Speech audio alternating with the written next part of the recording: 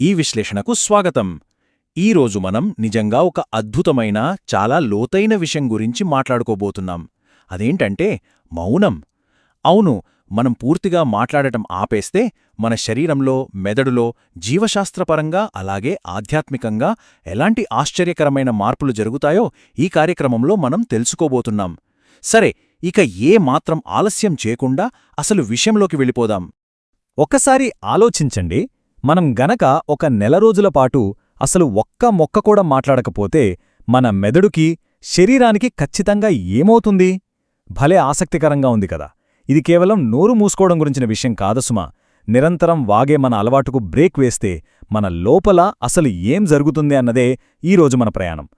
మొదటి విభాగం: ఆధునిక శబ్దాల యుగం. నిజం చెప్పాలంటే ప్రస్తుతం మనమంతా ఒక పెద్ద శబ్దాల సుడిగుండంలో ఇరుక్కుపోయాం. పొద్దున్న నిద్రలేచినప్పటినుంచి రాత్రి పడుకునేదాకా బయట విపరీతమైన ట్రాఫిక్ గోల, ఇంట్లో ఎప్పుడూ మోగే టీవీలు, దానికి తోడు మన చేతిలో ఉండే స్మార్ట్ ఫోన్ల నుంచి వచ్చే ఆపని నోటిఫికేషన్లు. అబ్బా, ఈ శబ్ద కాలుష్యంలో పడిపోయి అసలు మనల్ని మనమే ఎప్పుడో కోల్పోయాం కదా. ఇక్కడ మనం ఒక ముఖ్యమైన విషయం గమనించాలి. ఈ రోజుల్లో మనం అనుభవిస్తున్న ఈ ఆధునిక గందరగోళానికి, ప్రాచీన కాలంలో మనవాళ్లు ఆచరించిన మౌనమనే సాధనకి మధ్య చాలా పెద్ద తేడా ఉంది. చూడండి, మాట అనేది ఒక శక్తి. మన పనికిరాని విషయాలు మాట్లాడినా, అనవసరంగా వాదించినా మనలోని ప్రాణశక్తి ఎలా హరించుకుపోతోందో ఇట్టే అర్థం చేసుకోవచ్చు. అదే మనం మౌనంగా ఉన్నామనుకోండి, ఆ శక్తి అంతా మనలోని స్టోర్ అయ్యి మనల్ని మానసికంగా ఎంత దృఢంగా మారుస్తోందో తెలుసుకోవడం నిజంగా చాలా అవసరం. రెండవ విభాగం: 90 రోజుల మౌన దీక్ష. ఈ మౌనం వెనుకున్న అసలు రహస్యాన్ని ఇంకా బాగా అర్థం చేసుకోవడానికి సిద్ధార్థ్ అనే ఒక యువకుడి కథను చూద్దాం. అతడు విపరీతమైన మానసిక అశాంతితో బాధపడేవాడు. అతని మనస్సు ఎప్పుడూ ఏదో ఒక ఆలోచనతో అల్లకల్లోలంగా ఉండేది. కోపమొచ్చినా, ఎవరితోనైనా మాట్లాడుతున్నా అతని మాటలు అస్సలు కంట్రోల్లో ఉండేవి కావు. ఎప్పుడూ ఎదుటివాణ్ణి డామినేట్ చేయాలని అనవసరంగా వాదనలకు దిగేవాడు. ఆ తర్వాత మళ్లీ ఒంటరిగా ఉన్నప్పుడు అరేరే, ఎందుకిలా మాట్లాడాను అని తీవ్రంగా కుమిలిపోయేవాడు. ఆ మాటల సుడిగుండం నుంచి ఎలాగైనా బయటపడాలని సిద్ధార్థ ఒక గొప్ప గురువు దగ్గరికి వెళ్లాడు. అప్పుడు ఆ గురువుగారతనికి సూచించిన మార్గం చాలా కఠినమైనది. నిజమైన శాంతి కావాలంటే వరుసగా 90 రోజులపాటు పూర్ణ మౌనం పాటించాలి అని చెప్పారు. అంటే బాహ్య ప్రపంచంతో అన్ని సంబంధాలు కట్చేసి, కనీసం తన నీడతో కూడా మాట్లాడకుండా కేవలం తన లోపలికి వెళ్లే, బయటికి వచ్చే శ్వాసను మాత్రమే నిశితంగా గమనిస్తూ ఉండాలన్నారు. వినడానికి ఇదొక శిక్షలా అనిపించినా నిజానికిది ఒక గొప్ప ప్రాణదాతలాంటి చికిత్స. ఈ 90 రోజుల ప్రయాణంలో ముఖ్యంగా 3 దశలున్నాయి. మొదటి నెల అయితే అతనికి అక్షరాల నరకంలా అనిపించింది. పెదవులు గట్టిగా మూసుకున్నా లోపల బుర్రలో మాటల ప్రవాహం ఆగలేదు. నేను ఎందుకు మాట్లాడకూడదు అని అహంకారం గిలగిలలాడిపోయింది. ఎవరైనా తప్పుగా మాట్లాడుతుంటే వెళ్లి వాళ్ళని సరిదిద్దాలని మనసు తెగ ఆరాటపడింది. కాని రెండవ నెల వచ్చేసరికి సీన్ మారింది. అతని ప్రాణశక్తి వృధా కాకపోవడం వల్ల అతని ఇంద్రియాలు చాలా సునిశ్చితంగా, పవర్ఫుల్గా మారాయి. ఇక 3వ నెలలో అతని మనసు ఎటువంటి అలజడీలేని ఒక ప్రశాంతమైన సరస్సులా మారిపోయి అతనికి అసలైన ఆనందం దొరికింది. 3వ విభాగం: మౌనం వెనుక ఉన్న న్యూరోసైన్స్. సరే, ఇప్పుడు సిద్ధార్థ కథను ఇక్కడే కాసేపు ఆపి, ఈ పూర్తిగా నిశ్శబ్దంగా ఉన్న సమయంలో మన శరీరంలో, ముఖ్యంగా మన మెదడులో జరిగే జీవశాస్త్రపరమైన మార్పుల గురించి సైన్స్ ఏం చెబుతుందో చూద్దాం.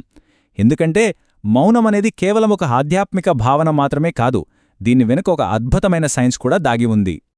ప్రతిరోజూ కొంత సమయం పాటు మనం పూర్తిగా నిశ్శబ్ద వాతావరణంలో గడిపితే మెదడులోని హిప్పో క్యాంపస్ అనే భాగంలో కొత్త కణాలు పుట్టుకొస్తాయని సైంటిస్టులు గుర్తించారు. మీకు తెలుసా, ఈ హిప్పో క్యాంపస్ అనేది మన జ్ఞాపకశక్తికి, మన ఎమోషన్స్ను కంట్రోల్ చేయడానికి కేంద్ర బిందు అన్నమాట. అలాగే ఎప్పుడు ఉండే ఈ శబ్దాల వల్ల మనలో పెరిగిపోయే కార్టిజాల్ అనే స్ట్రెస్ హార్మోన్ మనం మౌనంగా ఉన్నప్పుడు పూర్తిగా కరిగిపోయి మన బ్లడ్ ప్రెషర్ నార్మల్ స్థాయికి వస్తుంది. దీనికి తోడు మన బ్రెయిన్లో ఉండే డీఫాల్ట్ మోడ్ నెట్వర్క్ యాక్టివేట్ అయ్యి మనలో క్రియేటివిటీ, అలాగే ప్రాబ్లమ్ సాల్వ్ చేసే కెపాసిటీ అమాంతం పెరిగిపోతాయి. ఎంత అద్భుతంగా ఉందో కదా. ఇక్కడ మనం అర్థం చేసుకోవాల్సిన ఒక అద్భుతమైన నిజమేంటంటే, మాట్లాడటం అనేది మనకిప్పటికీ తెలిసిన విషయాలనే మళ్లీ మళ్లీ పునరావృతం చేస్తుంది. కాని మౌనంగా ఉన్నప్పుడు మాత్రమే ఈ సృష్టి నుంచి సరికొత్త విషయాలను మనం గ్రహించగలం. ఈ ఒక్క పాయింట్ అర్థమైతే చాలు, మనం నేర్చుకునే విధానమే పూర్తిగా మారిపోతుంది. 4వ విభాగం: అంతరంగ ప్రయాణం. సరే, ఇప్పుడు మళ్ళీ మన సిద్ధార్థ కథలోకి వెళ్దాం. 2వ నెలలో అతను చేసిన ఆ లోతైన అంతరంగ ప్రయాణం ఎలాంటిదో చూస్తే మీరు ఖచ్చితంగా ఆశ్చర్యపోతారు. అతను మాట్లాడకపోవడం వల్ల సేవైన ఆ ప్రాణశక్తి అతన్ని ఒక అసాధారణమైన స్థాయికి తీసుకువెళ్ళింది. నిజమైన శ్రవణం అంటే మనస్ఫూర్తిగా వినడం అంటే ఏంటో ఇది మనకు చాలా స్పష్టంగా చెబుతుంది. ఆశ్రమంలో చెట్ల ఆకుల మధ్యనుంచొచ్చే గాలి శబ్దం, పక్షుల ఆరుపులు కూడా అతనికి ఒక అద్భుతమైన సంగీతంలా వినిపించాయి. అంతేకాదు, ఎవరైనా మాట్లాడుతున్నప్పుడు వాళ్ల మాటల వెనకున్న అసలైన భావాన్ని, వాళ్ల గుండెల్లో ఉన్న నిజమైన బాధను అతను ఇట్టే అర్థం చేసుకోగలిగాడు. అరే, ఎన్నాళ్ళూ నా అహంకారం వల్లే కదా అనవసరమైన వాదనలు పెట్టుకున్నాను అని రియలైజ్ అయి పశ్చాత్తాపపడ్డాడు.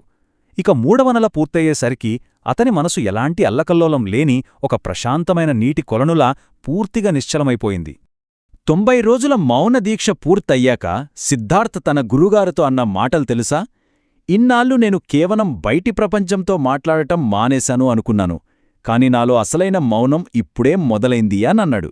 నిజమే కదా? మాట అనేది బంగారమైతే మౌనమనేది వజ్రంలాంటిది. ఆ మౌనం అనే వజ్రపు కాంతిలోనే మనుషులు తమను తాము నిజంగా కలుసుకోగలరు అనే ఒక గొప్ప నిజాన్ని అతను గ్రహించాడు. 5వ విభాగం, మౌనం గురించి ప్రాచీన గ్రంథాల సందేశం. మనం ఇప్పటిదాకా చెప్పుకున్న ఈ పర్సనల్ ట్రాన్స్ఫర్మేషన్కి మన ప్రాచీన గ్రంథాలు చెప్పిన విషయాలకి చాలా దగ్గరి సంబంధముంది. మన పురాణాలు, ఉపనిషత్తులు మౌనాన్ని ఒక గొప్ప తపస్సుగా వర్ణించాయి. మరి ఆ ప్రాచీన కాలంలో మౌనాన్ని ఎలా విభజించారో ఇప్పుడు చూద్దాం. మన ప్రాచీన గ్రంథాల ప్రకారం చూస్తే మౌనమనేది ప్రధానంగా 2 రకాలు. మొదటిది వాచామౌనం, అంటే కేవలం మాటలాపేయడం, పెదవులు మూసుకోవడం. ఇక 2వది మనోమౌనం, అంటే మనసులో వచ్చే ఆలోచనలన్నింటినీ ఆపేసి మనసును శూన్యంగా మార్చుకోవడం. అసలైన మౌనమంటే కేవలం పెదాలు మూసుకోవడం మాత్రమే కాదు, మన మనసులోని ఈగోని, ఆ ఆలోచనల అలజడిని పూర్తిగా ఆపేయడమే. మన ప్రాచీన గ్రంథాల్లో ఒక అద్భుతమైన మాటుంది. అదేంటంటే, మౌనం సర్వార్థ సాధకం, అంటే మౌనం ద్వారా మనం దేన్నినైనా సాధించవచ్చు అని అర్థం. చరిత్రలోని మహర్షులు, గొప్ప గొప్ప నాయకులు ఈ మౌనాన్ని ఎదుటివారిని ఓడించడానికి కాదు, తమను తాము జయించుకోవడానికి ఒక ఆయుధంగా వాడేవారు. అలా నిశ్శబ్దంగా ఉండటం ద్వారా తమ ప్రాణశక్తిని వృధా చేసుకోకుండా దానిని ఒక అత్యున్నతమైన ఏకాగ్రతగా, అద్భుతమైన ఫోకస్గా మార్చుకునేవారు. ఈ సృష్టికి మూల గురువైన దక్షిణామూర్తి తన వృద్ధ శిష్యులకు జ్ఞానబోధ చేసింది మాటలతో కాదు, కేవలం ప్రశాంతమైన తన మౌనముద్రతోనే. దీని అర్థమేంటంటే, మౌన వ్యాఖ్యా ప్రకటిత పరబ్రహ్మతత్వం. ఆ అత్యున్నతమైన పరబ్రహ్మతత్వాన్ని వర్ణించడానికి మాటలు అస్సలు సరిపోవు. ఆ గొప్ప సత్యాన్ని కేవలం మౌనం ద్వారా మాత్రమే మనం తెలుసుకోగలం. ఇవన్నీ చూశాక ఫైనల్గా మనం అర్థం చేసుకోవాల్సిన ఒక గొప్ప సత్యమేంటంటే, ఈ విశ్వం మాట్లాడే అసలైన భాష నిశ్శబ్దమే. ఈ భూమి మీదున్న సమస్త జీవకోటి ఆ నిశ్శబ్దం నుంచే పుట్టింది, మళ్ళీ ఆ నిశ్శబ్దంలోనే కలిసిపోతుంది. బయట జరిగే ఈ గోలంతా వదిలేసి మనం ఎప్పుడైతే మన లోపలి మౌనంలోకి అడుగుపెడతామో అప్పుడే అసలు మన ఉనికి ఏంటి అనేది మనకు చాలా స్పష్టంగా అర్థమవుతుంది. అందుకే రోజులో కాసేపైనా సరే మౌనంగా ఉండటం మనకు ఎంతో అవసరం. మరి ఈ కార్యక్రమాన్ని ముగించే ముందు ఈ చిన్న ప్రశ్నను ఒక్కసారి పరిశీలిద్దాం. నిశ్శబ్దమే ఈ విశ్వం యొక్క అసలైన భాష అయినప్పుడు మనం ఇలా రోజంతా నిరంతరం మాట్లాడుతూ ఉండటం వల్ల అసలు దేన్ని కోల్పోతున్నాం? ఒక్కసారి ఆలోచించండి. బహుశా మన లోపలున్న నిజమైన శక్తిని, ఆ స్పష్టతను, మన అసలైన ఉనికిని కోల్పోతున్నామేమో కదా?